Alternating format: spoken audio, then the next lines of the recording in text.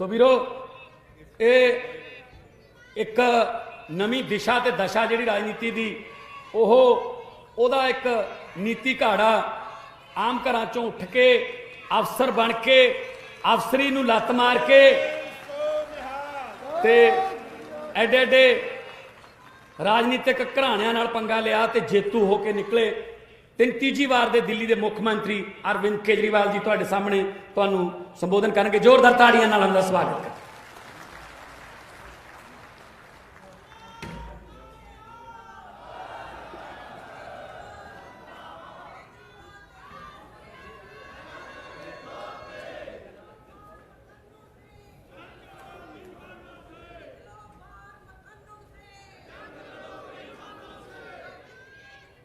आज यहाँ पे इतनी भारी संख्या में आए हुए सभी भाइयों बहनों माताओं बुजुर्गों बच्चों आप सब लोगों को मेरा नमस्कार, सबको सत श्री अकाल।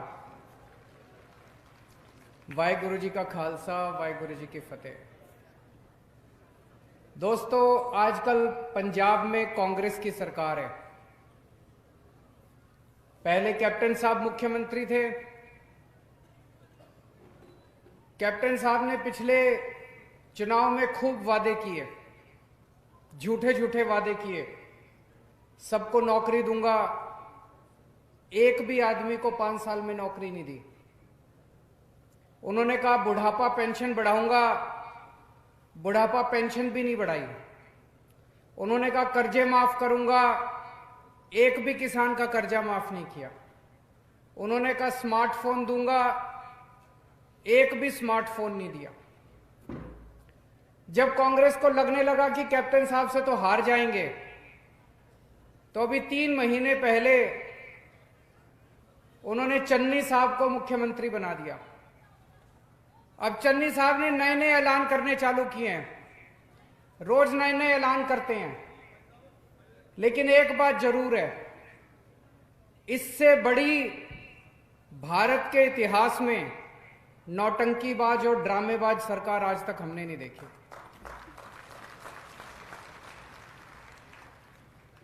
अभी थोड़े दिन पहले मैं चन्नी साहब का इंटरव्यू सुन रहा था टीवी में।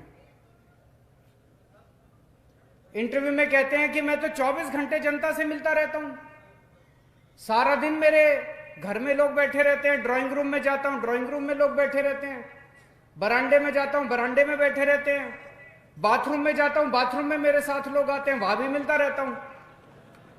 मुझे लगता है दुनिया के इतिहास में पहला सीएम होगा जो बाथरूम में भी लोगों से मिलता रहता है।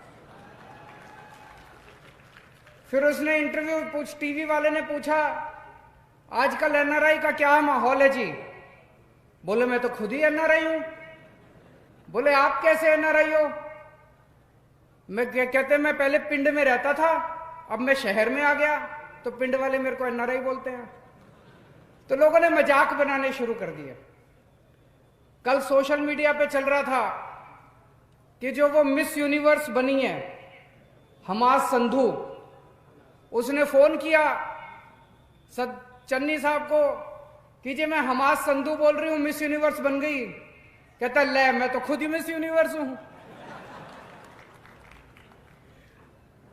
चन्नी साहब एक दिन जेल गए, जेल में कैदियों से मिलने के लिए। एक कैदी मिला, उससे पूछा कि तू जेल क्यों आया? कहता जी मैं जेब काटता था। कहता ले मैं तो खुद जेब काटता हूं। मजाक बना दिया इन्होंने सरकार का। ऐसे पंजाब का कैसे भविष्य आगे बढ़ेगा?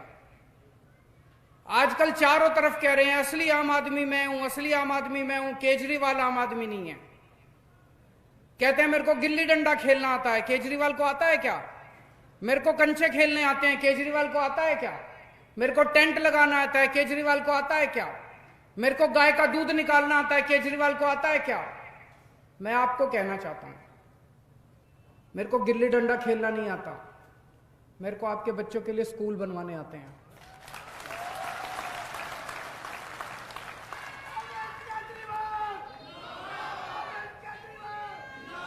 मेरे को कंचे खेलने नहीं आते, आपके परिवार का इलाज करने के लिए अस्पताल और मोहल्ला क्लिनिक बनाने आते हैं मेरे को। मेरे को टेंट लगाना नहीं आता, आपकी बिजली फ्री करनी आती है, बिजली का बिल आपका जीरो करना आता है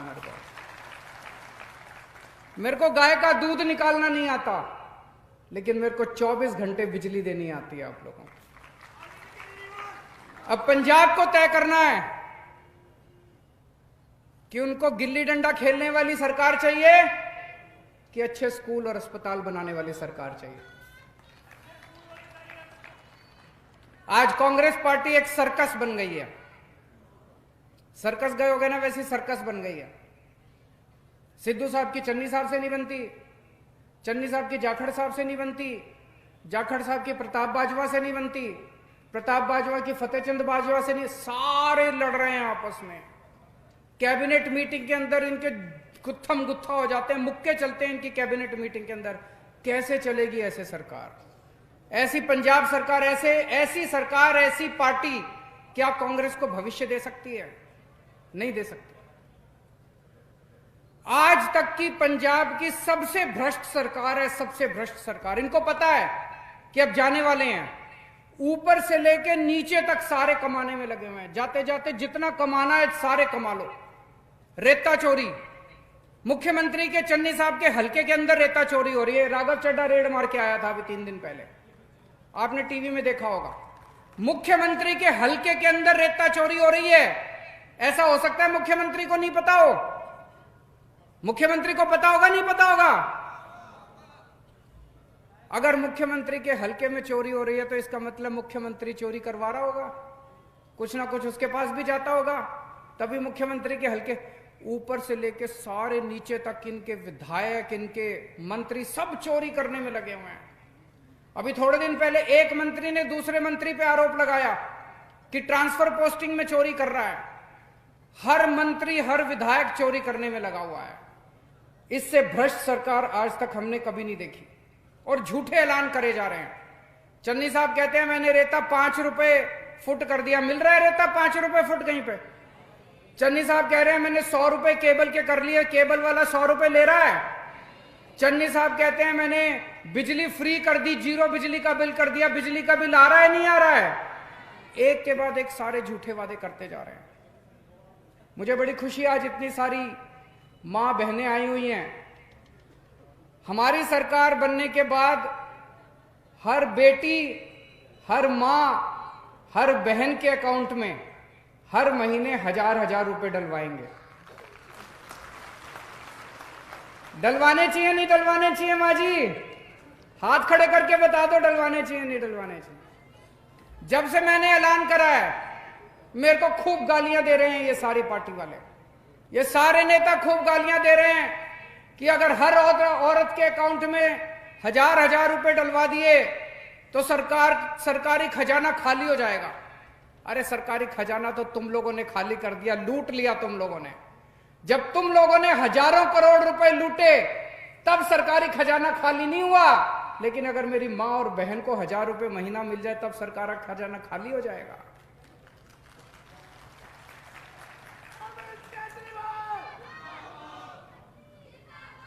अभी कोई कह रहा था पंजाब के ऊपर 3 लाख करोड़ रुपए का कर्जा है। 3 लाख करोड़ रुपए का कर्जा कैसे चढ़ा? ये दिल्ली के ऊपर कोई कर्जा नहीं है। जब मैं दिल्ली का मुख्यमंत्री बना, दिल्ली पे भी बहुत कर्जा था। 5 साल के अंदर सारा कर्जा उतार दिया मैंने। आज दिल्ली सरकार नफे में चल रही है, प्रॉफिट में चल रही है दिल्ली सरकार, घाटे में नहीं चल रही दिल्ली सरकार। पंजाब के ऊपर 3 लाख करोड़ रुपए का कर्जा किसने चढ़ाया? इन पार्टी वालों ने चढ़ाया, इन नेताओं ने चढ़ाया। खा गए ये सारा पैसा।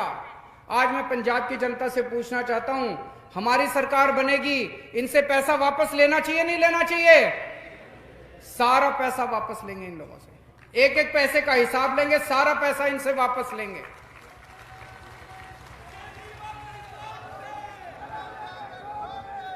ये कहते हैं महिलाओं को 1000 रुपए देने का पैसा कहां से आएगा? मैं बताता हूं पैसा कहां से आएगा। सारे पैसे का इंतजाम करके आया हूं। 10,000 करोड़ का खर्चा आएगा महिलाओं को 1-1 हजार रुपए महीना देने का। और मैंने कहा हमारी सरकार बनेगी, बिजली भी मुफ्त देंगे।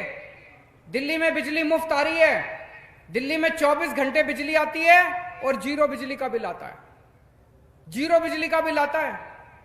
अगर आपके दोस्त यार रिश्तेदार हो तो फोन करके पूछ लेना, दिल्ली में बिजली का बिल जीरो आता है, 1 पैसे का बिजली का बिल नहीं आता और 24 घंटे बिजली आती है। पंजाब में भी जीरो बिजली का बिल करेंगे, 2000 करोड़ रुपए बिजली के बिल का खर्चा आएगा, 12,000 करोड़ का खर्चा है। पंजाब का बजट 1,70,000 करोड़ है। इसमें कितना भ्रष्टाचार होता होगा आपके हिसाब से? 50%, 40%, 60%, कितना भ्रष्टाचार होता है?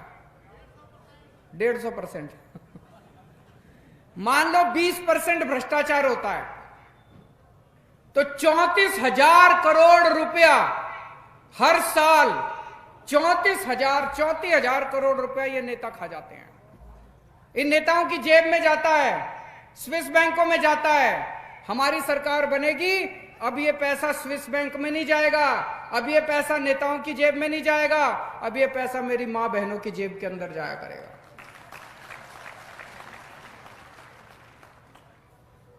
आप में से कितने लोग हैं जिनके रिश्तेदार दिल्ली में रहते हैं? कितने लोग हैं जिनके दोस्त यार रिश्तेदार दिल्ली में रहते हैं, दिल्ली के बारे में पता है, या दिल्ली आप जाते आते रहते हो? आपने सुना है दिल्ली के अंदर स्कूल बहुत अच्छे हो गए? किस किस ने सुना है कि दिल्ली के स्कूल बहुत अच्छे हो गए? सबने सुना है कि दिल्ली के स्कूल बहुत अच्छे हो गए। पंजाब के स्कूल अच्छे होने चाहिए नहीं होने चाहिए, आपसे पूछना चाहता हूं। चन्नी साहब कहते हैं पंजाब के स्कूल देश में सबसे अच्छे हैं। क्या पंजाब के सरकारी स्कूल देश में सबसे अच्छे हैं? क्या पंजाब के स्कूलों में पढ़ाई होती है? खंडर बने पड़े हैं पंजाब के स्कूल। क्या आप चाहते हो कि दिल्ली के जैसे अच्छे स्कूल होने चाहिए?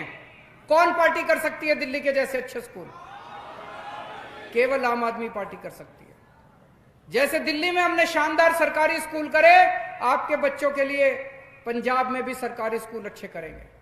और मुझे बेहद दुख है, आज पूरे पंजाब के अंदर सरकारी स्कूलों के टीचर पढ़ाने की बजाय जगह जगह धरने पे बैठे हैं, धरना प्रदर्शन कर रहे हैं कि कच्चे टीचर को पक्का करना चाहिए।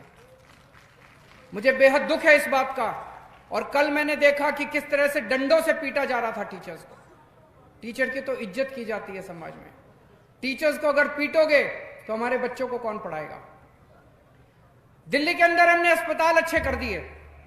आज अगर दिल्ली में कोई भी बीमार होता है, चाहे कोई भी बीमारी हो, छोटी से बड़ी बीमारी हो, उसका पूरा इलाज फ्री होता है सरकारी अस्पताल के अंदर।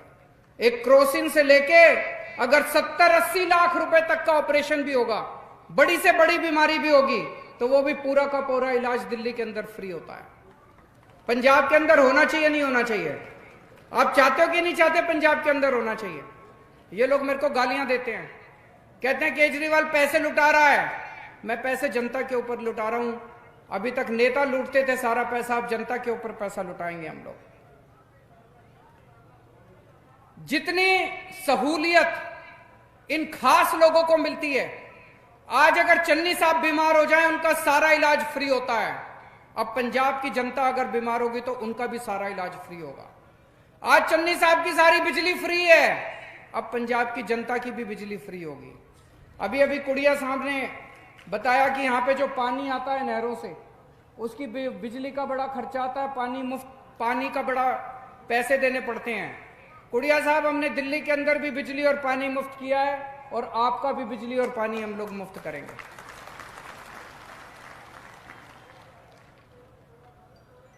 कांग्रेस चारों तरफ घूम घूम के कह रही है एससी भाईचारे के लोग हमें वोट दे दो, एससी भाईचारे के लोग हमें वोट दे दो। हमने एससी भाईचारे का मुख्यमंत्री बना दिया। मैं एससी भाईचारे के लोगों से कहना चाहता हूं कि चन्नी साहब आपके एससी भाईचारे के तो हो सकते हैं, लेकिन केजरीवाल आपका भाई है, आपके परिवार का हिस्सा है। अगर कल को आपके घर में कोई बीमार होगा तो चन्नी साहब काम नहीं आएंगे, केजरीवाल आपके बच्चे का इलाज कराएगा। अगर आपके बच्चे की कल पढ़ाई नहीं हो रही होगी, आपके बच्चे को आईएएस बनाना होगा, तो मैं और आप मिलकर आपके बच्चे को आईएएस बनाएंगे, चन्नी साहब काम नहीं आएंगे। मेरी आपसे केवल यही विनती है कि जितना प्यार और मोहब्बत पंजाब के लोगों ने हम लोगों को दी है, वो प्यार और मोहब्बत आप हमें देते रहिए। 1966 में पंजाब बना था। पहले पंजाब और हरियाणा एक ही सूबा होते थे। 1966 में पंजाब बना था। तब से लेके आज तक 25 साल पंजाब पे कांग्रेस ने राज किया, 19 साल पंजाब पे अकाली दल ने राज किया। आपने 25 साल कांग्रेस को दिए, 19 साल अकाली दल को दिए। मैं आपसे केवल 5 साल मांग रहा हूं। आप हमें 5 साल दे दो। अगर पसंद नहीं आए तो अगली बार हटा देना हम लोगों को।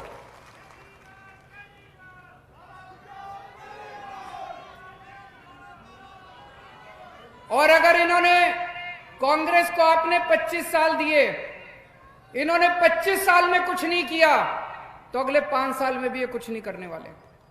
आपने अकाली दल को 19 साल दिए, इन्होंने 19 साल में अगर कुछ नहीं किया तो अगले 5 साल में भी कुछ नहीं करने वाले। दिल्ली के लोगों ने हमको 5 साल दिए थे, हमने इतना शानदार काम करके दिखाया कि दिल्ली वालों ने दोबारा 5 साल दे दिए। अब तीसरी बार भी 5 साल दे दिए उन लोगों ने हमको। बार बार दिल्ली के लोग, एक बार आप हमें मौका दे के देखो, आप बाकी सारी पार्टियों को भूल जाओगे। और आज इस लंबी हलके के लोगों को मैं कहना चाहता हूं, गुरमीत कुड़िया साहब निहायत शरीफ और निहायत ईमानदार आदमी है। इनके पिताजी ने जो ईमानदार राजनीति की शुरुआत की थी, वो आज ये लेके आगे चल रहे हैं। हमारी आम आदमी पार्टी ईमानदार पार्टी है, उसने लंबी हलके से ईमानदार आदमी को टिकट दी है। अभी तक पिछले 25 साल से यहां पे बादल परिवार का कब्जा है।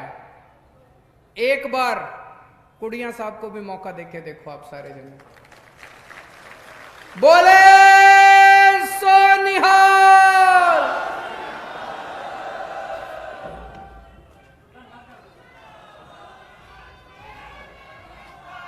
सारी ही आई हुई लीड